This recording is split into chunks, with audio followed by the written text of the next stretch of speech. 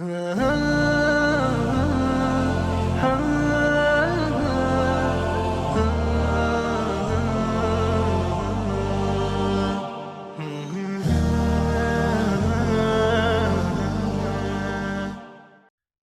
علیکم ورحمۃ اللہ وبرکاتہ۔ الحمدللہ رب العالمین والعاقبۃ للمتقین والصلاۃ والسلام علی رسولہ محمد وعلی آلہ وصحبہ وصحبہ وازواجہ اجمعین۔ ایاک نعبد وایاک نستعین، رب اشرح لی صدری ویسر لی امری واحلل عقدۃ من لسانی یفقہوا قولی۔ اللہم انفعنی بما علمتنی وعلمنی ما ینفعنی وزدنی علما والحمدللہ علی کل حال۔ اما بعد، اعوذ باللہ من الشیطان الرجیم، بسم اللہ الرحمن الرحیم۔ یا اخوانی، 13واں نبوی سال ہے اور قریش ظلم میں دن بدن بڑھتے جا رہے ہیں۔ مسلمانوں کے لیے کوئی بھی راستہ نظر نہیں آ رہا۔ اپنے ہی گھر میں ان پر ظلم کے پہاڑ ہیں، تکالیف کے طوفان ہیں اور وہ کچھ بھی کرنے کی طاقت میں نہیں ہے۔ آخر رسول اللہ صلی اللہ علیہ وسلم نے اپنے صحابہ رضی اللہ عنہم کو یثرب کی طرف ہجرت کرنے کی اجازت دی اور صحابہ ایک یا دو کی شکل میں یثرب کی طرف نکلے، کبھی رات کی تاریکی میں، کبھی دن کے اس وقت جب ان پر کسی کی نظر نہ پڑے۔ پر رسول اللہ صلی اللہ علیہ وآلہ وسلم کو خود کے لیے اللہ سے ابھی اجازت نہیں ملی تھی۔ اس طرف قریش کے لوگوں نے دیکھا کہ مسلمان آہستہ آہستہ مکہ چھوڑ کر جا رہے ہیں اور یہ بات ان کے بالکل مفاد میں نہیں۔ قریش نے فوراً دار الندوہ میں میٹنگ بلائی اور اب وہاں مشورہ ہونا شروع ہوا کہ کیا کیا جائے۔ مسلمان تو جا رہے ہیں، پر اگر محمد صلی اللہ علیہ وسلم بھی چلے گئے تو وہاں یثرب میں وہ ایک بہت بڑی قوت بن جائیں گے۔ اب سب نے ایک ایک کر کے اپنی اپنی رائے دینا شروع کیا۔ ایک نے کہا کہ محمد صلی اللہ علیہ وسلم کو اپنے ہی گھر میں قید کر دو تاکہ وہ مکہ چھوڑ ہی نہیں سکیں، اور دوسروں نے بھی اسی طرح کے مشورے دیے، پر ابھی تک حتمی فیصلہ قرار نہیں پایا۔ وہیں ابو جہل کھڑا ہوا اور اس نے کہا کہ ایسا کرتے ہیں کہ ہر قبیلے سے ایک نوجوان طاقتور معزز جنگجو لیتے ہیں اور وہ سب ایک ساتھ جا کر رات کی تاریکی میں محمد صلی اللہ علیہ وسلم کو قتل کر دے۔ نعوذ باللہ۔ بنو ہاشم مقابلے میں ہر قبیلے سے ایک ساتھ لڑ نہیں سکتے اور ہم سب مل کر انہیں خون بہا ادا کر دیں گے۔ سب کو یہ مشورہ پسند آیا اور یہی طے پایا۔ اب قریش مکمل تیار ہے اور اللہ جل شانہ بہترین منصوبہ کرنے والے ہیں۔ اللہ جل شانہ نے جبریل علیہ السلام کو وحی کے ساتھ بھیجا اور جبریل علیہ السلام نے آ کر رسول اللہ سے کہا کہ اللہ کی طرف سے ہجرت کی اجازت ہے اور ڈرے مت، اللہ جل شانہ آپ کے ساتھ ہیں۔ رسول اللہ صلی اللہ علیہ وسلم نے سیدنا ابو بکر اور سیدنا علی رضی اللہ عنہما کو بلایا۔ رسول اللہ صلی اللہ علیہ وسلم نے قریش کی امانتیں سیدنا علی کرم اللہ وجہہ کو دی اور حکم کیا کہ آج رات میرے بستر پر لیٹ جاؤ اور صبح یہ امانتیں لوٹا کر مدینے چلے آنا، اور سیدنا ابو بکر رضی اللہ عنہ کو کہا کہ تم میرے ساتھ ہجرت کے ساتھی ہو۔ سبحان اللہ، دونوں اصحاب کی دلیری کا کوئی مقابلہ نہیں۔ ایک جانتے ہوئے کہ رسول اللہ صلی اللہ علیہ وسلم کے بستر پر لیٹنا موت کو بلانا ہے، اور دوسرے جانتے ہیں کہ سفر ہجرت میں جانا صرف موت کے ساتھ کھیلنا ہے، پھر بھی رسول اللہ کے ایک حکم پر لبیک کیا۔ اللہ سبحانہ وتعالی ہمیں بھی رسول اللہ کی ایسی اطاعت کرنا نصیب فرمائے، آمین۔ قریش رات کی تاریکی میں رسول اللہ صلی اللہ علیہ وسلم کے دروازے پر کھڑے تھے اور اللہ نے انہیں اندھا کر دیا۔ رسول اللہ نے فرمایا، پھر میں ان کے سامنے سے گزرا پر وہ مجھے دیکھ نہیں پائے اور میں ان کے سروں پر مٹی پھینک کر چلا گیا۔ جب رسول اللہ صلی اللہ علیہ وسلم چلے گئے، قریش اندر داخل ہوئے تو وہاں سیدنا علی کرم اللہ وجہہ کو پایا اور انہیں قتل نہ کیا کہ سیدنا علی کو مارنا انہیں کوئی فائدہ نہ پہنچاتا۔ رسول اللہ صلی اللہ علیہ وسلم نے یثرب جانے کے لیے وہ راستہ لیا جو عموماً استعمال نہیں ہوتا تھا۔ صبح میں قریش میں واویلا مچ گیا اور ادھر رسول اللہ سیدنا ابو بکر صدیق اپنے سفر میں ہیں۔ سیدنا ابو بکر کبھی رسول اللہ کے آگے چلتے، پھر پیچھے ہو جاتے، پھر کبھی پیچھے ہوتے تو اچانک آگے آ جاتے۔ آخر رسول اللہ نے پوچھا کہ ابو بکر کیا کر رہے ہو؟ یا رسول اللہ، جب مجھے خوف ہوتا ہے کہ کوئی آگے چھپا ہوا ہے اور وہ سامنے سے حملہ کرے گا تو میں آپ کے آگے ہو جاتا ہوں تاکہ میں آپ کا دفاع کر سکوں، اور جب مجھے خیال آتا ہے کہ کوئی پیچھے سے آئے گا تب میں آپ کے پیچھے چلنا شروع ہو جاتا ہوں تاکہ آپ کا وہاں سے دفاع کر سکوں۔ سبحان اللہ۔ رسول اللہ صلی اللہ علیہ وسلم اپنے پنجوں پر چل رہے تھے کہ قریش کے کھوجی پاؤں کے نشانات دیکھ کر ان کے پیچھے نہ لگ جائیں۔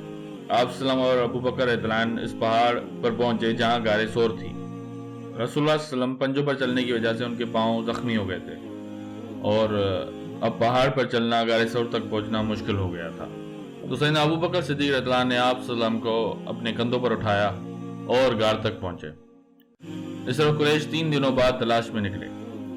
انہوں نے اپنے ساتھ ایک کھوجی بھی ساتھ لیا۔ رسول اللہ صلی اللہ علیہ وسلم اپنے پنجوں پر چلے تاکہ کھوجی ان کے پاؤں کے نشانات نہ دیکھ سکے، پر کھوجی اتنا ماہر تھا کہ ان پنجوں کے نشانات کو دیکھ کر غار کے منہ پر آ کھڑا ہوا اور قریش سے کہنے لگا، ما جاز مطلبوہم ھذا الغار، جو لوگ تمہیں چاہیے وہ اس غار میں ہیں۔ پر اللہ جل شانہ نے ان 3 دنوں میں مکڑی کو حکم کیا کہ اس غار کے منہ پر جالا بنا لو، اور جنگلی کبوتروں کو حکم کیا کہ اس غار کے برابر میں اپنے انڈے دو اور گھونسلہ بنا دو۔ اور جب کھوجی نے قریش سے کہا کہ تمہیں جو بندے چاہیے وہ اس غار میں ہیں، تو وہاں امیہ بن خلف نے کہا کہ تم پاگل تو نہیں، یہ جالا دیکھ رہے ہو، یہ محمد صلی اللہ علیہ وسلم کی پیدائش سے بھی پہلے کا ہے، چلو تم نے ہمارا بہت وقت برباد کیا ہے۔ ان سب کے دوران سیدنا ابو بکر کو اپنی جان کا نہیں بلکہ رسول اللہ صلی اللہ علیہ وسلم کی جان کا خوف ہوا، اور سیدنا ابو بکر کا خوف اور رسول اللہ کا جواب اللہ نے قرآن میں بتایا۔ رسول اللہ نے جو سیدنا ابو بکر کو کہا، لا تحزن ان اللہ معنا، ڈرو مت اللہ ہمارے ساتھ ہے۔ قریش مکہ لوٹ گئے اور رسول اللہ نے اپنا سفر جاری کیا۔ مکے میں قریش نے اعلان کیا کہ جو محمد صلی اللہ علیہ وسلم اور ابو بکر کو زندہ یا مردہ لائے گا اسے 100 اونٹوں کا انعام دیا جائے گا۔ یہ ایک بہت بڑا انعام تھا، اور اس کی خبر مکے سے مدینے جانے والے راستے پر تمام قبیلوں میں پھیل گئی۔ بہت سے لوگ اس انعام کی لالچ میں نکلے، ان میں سے ایک سراقہ نامی شخص بھی تھا جو بعد میں ایمان لایا۔ رسول اللہ کو ڈھونڈتے ڈھونڈتے وہ جا کر رسول اللہ تک پہنچے، پر جیسے ہی آگے بڑھنے کی کوشش کی تو اس کا گھوڑا گھٹنوں تک زمین میں دھنس گیا۔ سراقہ خود فرماتے ہیں کہ میرا گھوڑا زمین میں دھنسا، میں جان گیا کہ یہ اللہ کے سچے رسول ہیں، تو میں نے ان سے معافی طلب کی اور امان مانگی، اور انہوں نے مجھے امان دی۔ پورا یثرب، انصار اور مہاجرین رسول اللہ کی آمد کے منتظر تھے۔ وہ روزانہ شہر سے باہر آ کر کھڑے ہوتے، کچھ ان میں سے کھجور کے درخت پر چڑھ جاتے، کچھ گھروں کی چھتوں پر کھڑے ہو جاتے، اور وہاں سے رسول اللہ کے انتظار میں رہتے کہ کچھ دنوں بعد انہوں نے دیکھا کہ 2 شخص دور سے آ رہے ہیں، اور ان کے قریب آنے پر ان کو پہچانا کہ وہ ایک رسول اللہ اور دوسرے ابو بکر صدیق رضی اللہ عنہ ہیں۔ تو سب نے مل کر گانا گایا، طلع البدر علینا طلع البدر علینا، 14ویں کا چاند ہم پر آ گیا۔ اور انصار نے یہ پورا گانا گایا تھا رسول اللہ صلی اللہ علیہ وسلم کے لیے۔ رسول اللہ 12 ربیع الاول پہلے ہجری سال کو یثرب پہنچے، اور اس دن کے بعد آج تک یثرب کا نام مدینہ المنورہ ہے۔ شروع میں رسول اللہ نے قریش کے خلاف کوئی بھی قدم نہیں اٹھایا۔ ہجرت کے پہلے 6 مہینوں میں رسول اللہ نے مدینے میں بہت اہم کام کیے۔ پہلی چیز تھی نماز قائم کرنا۔ رسول اللہ نے مسجد نبوی کی تعمیر شروع کروائی۔ پہلے اس کی جگہ معین ہوئی اور پھر اس کا کام شروع ہوا، جس میں رسول اللہ نے خود کام کیا۔ دوسرا کام رسول اللہ نے مہاجرین کو مدینے میں ضم کرنے کا کیا۔ اس میں رسول اللہ نے انصار اور مہاجرین کو وہ بھائی بنایا۔ انصار جنہوں نے ہمیشہ رسول اللہ کی مدد کی، اس دفعہ بھی کی۔ انصار نے اپنے گھر، اپنے کاروبار اپنے بھائیوں کے ساتھ تقسیم کیے۔ ایک انصاری صحابی رضی اللہ عنہ کے لیے تو آتا ہے کہ ان کے نکاح میں 2 بیویاں تھیں، تو انہوں نے اپنے مہاجر بھائی کو ساتھ لیا اور اپنے گھر لے گئے۔ ابھی تک حجاب کا حکم نہیں آیا تھا، تو انہوں نے اپنی دونوں بیویاں بلائیں اور اپنے مہاجر بھائی سے کہا کہ یہ میری 2 بیویاں ہیں، تم ایک پسند کرو، میں اسے طلاق دے دوں گا اور تم مجھ سے نکاح کر لینا، کیونکہ مجھے پسند نہیں کہ میرے نکاح میں 2 بیویاں ہوں اور میرے بھائی کے پاس ایک بھی نہیں۔ تیسرا قدم رسول اللہ نے مدینے میں امن قائم کرنے کا کیا۔ مدینے میں 3 یہودیوں کے قبیلے تھے اور وہ بہت بڑے اور طاقتور تھے۔ رسول اللہ نے مدینے میں آنے کے بعد ان تینوں قبیلوں کے ساتھ معاہدے کیے۔ ان معاہدوں میں طے پایا کہ وہ اپنے مذہب پر رہ سکتے ہیں، ان پر کسی قسم کا جبر نہیں کیا جائے گا، ان کی شہری حقوق محفوظ رہیں گے۔ اگر مدینہ پر کسی نے حملہ کیا تو یا تو وہ یہ مسلمانوں کی مدد کریں گے یا پھر چپ رہیں گے۔ یہودی اس معاہدے کی وجہ سے مسلمانوں کے خلاف بظاہر کچھ بھی کرنے سے قاصر تھے۔ ربیع الاول سے رمضان پہلی ہجری سال تک رسول اللہ نے مدینے سے باہر کوئی فوجی مہم نہیں بھیجی۔ ان 6 مہینوں میں رسول اللہ صلی اللہ علیہ وسلم نے اپنی پوزیشن مدینہ پاک میں مضبوط کی، مہاجرین کو انصار کے ساتھ سیٹل کیا۔ رسول اللہ صلی اللہ علیہ وسلم نے 8 مہم مکہ والوں کے خلاف بھیجی، جن میں سے 4 مہم میں رسول اللہ خود تھے۔ ہم نے سنا ہے کہ غزوہ بدر پہلی غزوہ ہے، پر ایسا نہیں ہے۔ غزوہ بدر پہلی دو بدو جنگ ہے جس میں مسلمان اور کفار لڑے۔ یہ 4 مہم جن میں رسول اللہ خود گئے، یہ بھی غزوات ہیں، اور یہ غزوہ بدر سے پہلے پیش آئے۔ رمضان المبارک پہلا ہجری سال رسول اللہ نے پہلا سریہ بھیجا۔ سریہ کے معنی وہ مہم ہے جس میں رسول اللہ خود تشریف نہیں لے گئے۔ رسول اللہ نے اس سریہ کا کمانڈر سیدنا حمزہ بن عبد المطلب رضی اللہ عنہ کو کیا، اور ان کے ساتھ 30 مہاجرین صحابہ رضی اللہ عنہم کو بھیجا، انہوں نے سمندری ساحل کا راستہ لیا جہاں سے ابو جہل کا قافلہ بھی گزر رہا تھا، جس میں 300 افراد تھے۔ یہ دونوں گروہ اپنے آمنے سامنے ہوئے اور جنگ ہونے والی ہی تھی کہ مجدی بن عمر جہنی نامی شخص بیچ میں آ گیا اور اس نے دونوں گروہوں کو روک لیا۔ مجدی بن عمر جہنی کا رسول اللہ کے ساتھ معاہدہ ہو گیا تھا۔ 1 مہینے بعد سیدنا عبیدہ بن حارث کو مہاجرین کے ساتھ اگلے سریہ پر بھیجا گیا۔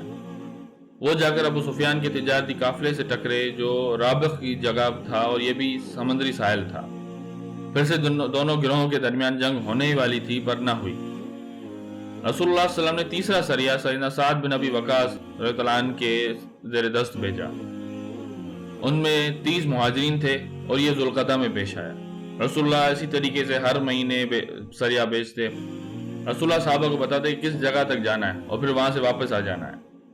یہ سب اس لیے تھا کہ رسول اللہ قریش کو اس بات کی آگاہی دے رہے تھے کہ مسلمان اب ایک قوت ہیں اور انہیں اب چوکنا رہنا ہوگا، اور اب ہم مسلمان اللہ کے دین کے لیے لڑیں گے۔ اس کے بعد غزوات کا سلسلہ شروع ہوا، جس میں رسول اللہ صلی اللہ علیہ وسلم خود تشریف فرماتے۔ سب سے پہلا مہم 2 ہجری سال کو نکلا۔ رسول اللہ بنو زمرہ نامی قبیلے میں رکے اور رسول اللہ صلی اللہ علیہ وسلم نے اس قبیلے کے ساتھ معاہدہ کیا۔ دوسرا غزوہ ربیع الاول یا ربیع الاخر میں نکلا، جہاں غزوہ بواد پیش ہوا اور جس میں رسول اللہ صلی اللہ علیہ وسلم نے خود حصہ لیا۔ اس کے بعد رسول اللہ صلی اللہ علیہ وسلم بہت اہم مہم پر نکلے جو غزوہ ذی العشیرہ کے نام سے مشہور ہے۔ یہ مہم 2 مہینے چلی، جمادی الاول یا جمادی الاخر تک۔ رسول اللہ صلی اللہ علیہ وسلم قریش کے تجارتی قافلے کو روکنے کے لیے نکلے تھے، اور یہ قافلہ ابو سفیان کی کمانڈ میں تھا، اور یہ وہی قافلہ ہے جب وہ شام سے لوٹ رہا تھا تو اس کے تعاقب کی وجہ سے غزوہ بدر پیش آیا۔ اس قافلے کا ایک پس منظر ہے، جب مہاجرین نے مکہ چھوڑا تو وہ اپنے ساتھ کچھ بھی نہ لا سکے تھے۔ کچھ نے اپنے گھر چھوڑے، کچھ نے اپنے کاروبار چھوڑے، کچھ نے اپنے رشتہ دار چھوڑا، اور جو بھی ان کی ملکیت پیچھے بچ گئی وہ قریش نے اپنے قبضے میں کر لی، اور اس مال اور اشیاء سے وہ تجارت کرنے لگے تاکہ جو بھی منافع ہاتھ میں آئے وہ مسلمانوں کے خلاف استعمال کیا جا سکے۔ جب یہ خبر مدینہ پاک پہنچی تو رسول اللہ کے عزیز چچا سیدنا حمزہ بن عبد المطلب نے رسول اللہ صلی اللہ علیہ وسلم سے عرض کیا کہ ہمیں ان سے لڑنا ہوگا، کیونکہ جو چیزیں ہم مکے میں چھوڑ آئے ہیں ان پر قریش نے قبضہ کر لیا ہے، اور اب وہ ان کو ہمارے خلاف استعمال کر رہے ہیں۔ تو رسول اللہ صلی اللہ علیہ وسلم نے اس تجارتی قافلے کو روکنے کے لیے نکلے، جس میں آپ صلی اللہ علیہ وسلم کے ساتھ 150 مہاجرین رضی اللہ عنہم تھے۔ انہوں نے اس قافلے کا تعاقب کیا، پر قافلہ نکل گیا اور قافلہ شام کی طرف چلا گیا۔ رسول اللہ صلی اللہ علیہ وسلم وہاں رکے اور وہاں ایک قبیلے بنو مستلق کے ساتھ معاہدہ کیا، جس میں قرار پایا کہ وہ نہ مسلمانوں کی مدد کریں گے نہ ہی قریش کی۔ غزوہ بدر سے پہلے ایک غزوہ پیش آیا جو غزوہ بدر اولا کے نام سے تاریخ کی کتابوں میں موجود ہے۔ ہوا یہ کہ عارض بن شعری نامی شخص نے اپنے کچھ لوگوں کے ساتھ مدینے کے باہر مسلمانوں پر حملہ کیا اور لوٹ مار مچائی۔ رسول اللہ صلی اللہ علیہ وسلم نے خود ان کا تعاقب کیا اور بدر کے میدان کو پہنچے، پر وہ فرار ہو گئے۔ یہ بھی ایک غزوہ تھا جس میں رسول اللہ خود تشریف فرماتے۔ ان سب مہم میں سب سے اہم مہم یا واقعہ نخلا کا تھا، اور جس نے اصل میں قریش کو بھڑکایا۔ یہ سریہ عبداللہ بن جہش رضی اللہ عنہ کے نام سے مشہور ہے۔ رسول اللہ صلی اللہ علیہ وسلم نے عبداللہ بن جہش کے زیر دست 8 یا 12 صحابہ بھیجے اور ایک خط دیا اور تاکید کیا کہ یہ خط تب کھولنا جب تم لوگ نخلا کے مقام پر پہنچو، اور پھر جیسا اس میں لکھا ہو اس پر عمل کرنا۔ یہ تھی رسول اللہ کی تدبیر کہ کمانڈر کو بھی نہیں معلوم کہ ہم کس وجہ سے اس مہم پر جا رہے ہیں۔ تو عبداللہ بن جہش رضی اللہ عنہ کو حکم تھا کہ مکہ اور طائف کے بیچ نخلا کے مقام پر رکو اور قریش کے ہر قدم پر نظر رکھو اور اس کی اطلاع مدینے تک پہنچاؤ۔ جب یہ نخلا پہنچے تو قریش کا ایک چھوٹا سا قافلہ صرف 5 افراد پر مشتمل طائف پہنچا۔ مسلمانوں نے آپس میں مشورہ شروع کیا کہ کیا کیا جائے، کیونکہ رسول اللہ نے حملہ کرنے کا نہیں کہا، اس کی کوئی وضاحت نہیں تھی، پر آخر حالات کو دیکھ کر انہوں نے ان پر حملہ کرنے کا فیصلہ کیا۔ نتیجتاً عمر بن عبداللہ حضرمی نامی شخص مارا گیا۔ اس کا باپ عبداللہ کا تعلق حضر موت سے تھا، پر وہ ابو سفیان کے باپ امیہ بن حرب کا حلیف تھا، اور عرب حلیف کی بہت زیادہ عزت اور احترام کرتے تھے۔ اس قافلے میں مغیرہ کے 2 پوتے بھی تھے۔ مغیرہ عرب میں ایک نامور، دولت مند اور عزت دار شخص تھا۔ اس قافلے کے 5 افرادوں میں سے ایک مارا گیا، 2 آدمی بھاگ گئے اور 2 قیدی بنا لیے گئے۔ صحابہ ان 2 آدمیوں اور مال غنیمت کے ساتھ مدینے روانہ ہوئے۔ جب یہ قافلہ مدینے پہنچا اور سارا احوال سنایا تو رسول اللہ ان کے حملے کرنے کی بات سے خوش نہ ہوئے، پر اب آگ بھڑک چکی تھی اور مکے میں واویلا مچ گیا کہ اب ہمارے تجارتی قافلوں کے راستے محفوظ نہیں ہیں اور دوسرا ان کو ڈر ہونے لگا کہ ان کا بہت بڑا قافلہ جو ابو سفیان کے ساتھ شام گیا ہوا ہے وہ اب واپس آنے والا ہے، اس کا کیا بنے گا۔ ابو سفیان نے بھی مکہ خبر پہنچائی کہ مجھے محمد صلی اللہ علیہ وسلم اور اس کے ساتھیوں کے ساتھ خطرہ ہے، میری اور قافلے کی حفاظت کا بندوبست کرو، اور انہیں وجوہات کی وجہ سے قریش میں حملہ کرنے کی باتیں شروع ہوئیں۔ تو یا اخوانی، یہ آج کے لیے، حاضر ہوں گا انشاءاللہ اگلی ویڈیو کے ساتھ۔ اللہ سبحانہ تعالیٰ سے دعا ہے کہ اللہ میرا کہنا اور آپ کا سننا قبول فرمائے اور ہمیں رسول اللہ کی زندگی پر عمل کرنے کی توفیق عطا فرمائے۔ آمین۔ فی امان اللہ۔